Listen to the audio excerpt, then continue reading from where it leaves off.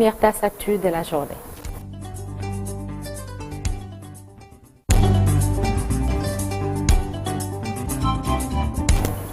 Le journal avec Cheikh Tidiane Diao, l'Assemblée nationale, l'opposition parlementaire annonce son boycott des travaux de la prochaine plénière. C'est une annonce de Thierno Alassane Sall. Il justifie cette décision par ce qu'il considère comme une violation des droits des députés et du règlement intérieur de l'Assemblée nationale. Je vous propose de l'écouter.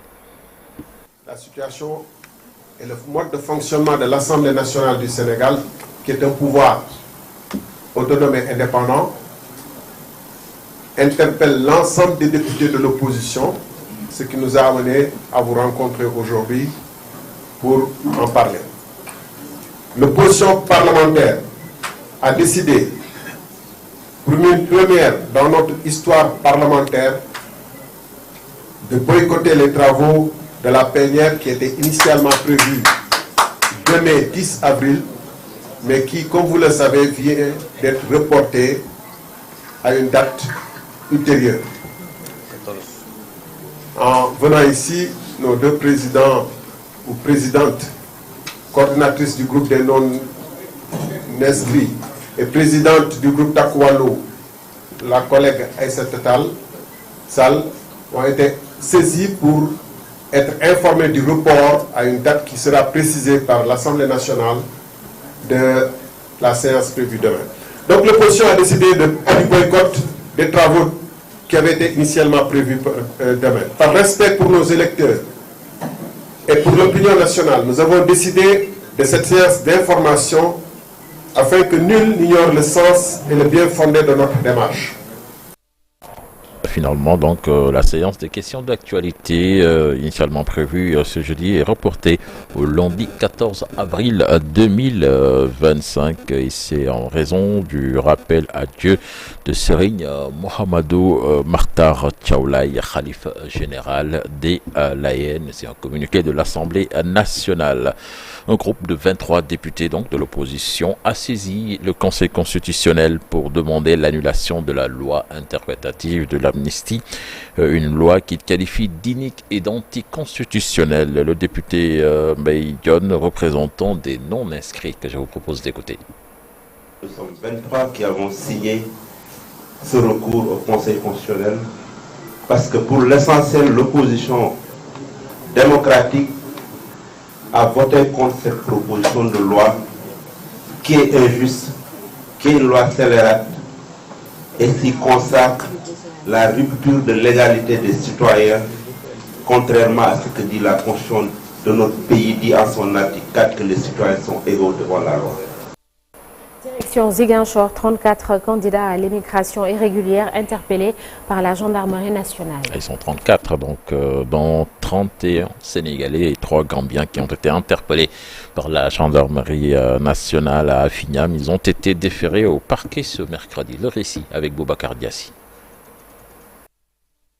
Selon nos informations, c'est une trentaine de candidats à l'immigration clandestine qui a été interpellé par la gendarmerie d'Afignam dans le département de Bignona, région de Ziguinchor.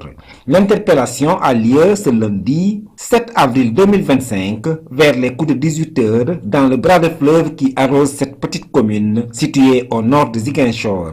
Il s'agit au total de 34 candidats à l'immigration irrégulière. Parmi ces 34, 31 sont de nationalité sénégalaise et 3 sont des Gambiens. Ils ont embarqué à Ziguinchor le 7 avril dans la matinée. Après leur interpellation, ils ont été mis à la disposition de la section de recherche de Ziguinchor. Ce 9 avril 2025, ils ont été conduits au parquet. La section de recherche poursuit ses investigations afin de mettre la main sur les différents commanditaires, complices et organisateurs de cette activité criminelle. Diassi, merci. Et puis retenez que le présumé cambrioleur du trésor a été arrêté. Monsieur Sall, selon l'observateur, a reconnu les faits avant de balancer son recelaire. C'est un certain Malaw qui a activement recherché en ce moment, Sornanata. Alors, direction Saint-Louis, la police a mis la main sur 3 individus qui ont violemment battu un jeune garçon de 15 ans. La vidéo qui est devenue virale sur les réseaux sociaux, elle montre le dos d'un enfant de 15 ans complètement déformé. 3 individus dont son oncle ont utilisé un fil de câble pour le corriger sévèrement. Ils ont été arrêtés par la police de Saint-Louis et placés en garde à vue. Aussi, Diop nous fait ici le point. La vidéo a fait le tour des réseaux sociaux. Un enfant tenu par 2 individus, battu et maltraité par son oncle. L'homme a utilisé un câble pour corriger l'enfant, âgé seulement de 15 ans. L'auteur des coups de fouet, qui se trouve être son oncle, a été arrêté dans la nuit du mardi au mercredi à 2 h du matin dans le quartier Niolofène de Saint-Louis, de même que 2 autres complices qui maîtrisaient l'enfant au moment où il encaissait les coups. Le présumé auteur des services s'est servi d'un fil de câble qui a occasionné des lacérations sur le dos de l'enfant, comme le montre la vidéo qui a fait le tour de la toile. L'enfant a été pris en charge par l'AEMO et va bénéficier des soins. Selon nos sources, les auteurs de ces actes de maltraitance et de services corporels, au nombre de 3 individus, ont été interpellés et placés en garde à vue dans les locaux du commissariat central de Saint-Louis. Selon nos sources toujours, ils seront déférés au parquet au plus tard ce vendredi, après la durée légale de garde à vue. Des images choquantes et des actes que rien ne justifie. Excusez du commentaire. Absolument rien du tout, cher Tidiane Diao. Merci beaucoup pour le journal. Voilà des images assez choquantes qui ont fait le tour du net et qui ont ému plus d'un. On revient sur l'actualité nationale tout à l'heure dans une trentaine de minutes et ce sera en Wolof sous forme de brève. Le PRODAC, Programme des domaines agricoles communautaires, a été créé le 10 avril 2014.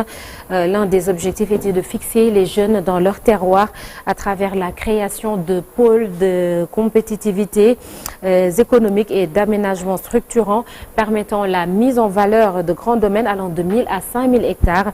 Plusieurs années après, le PRODAC a plus brillé dans les affaires judiciaires. On en parle dans Un jour au Sénégal, Un jour dans le monde. Et nous retrouverons également ce matin, cher Anta Diop, pour l'histoire et la géographie d'une localité qui se trouve dans la région de Thiès. C'est de quoi est-il le nom?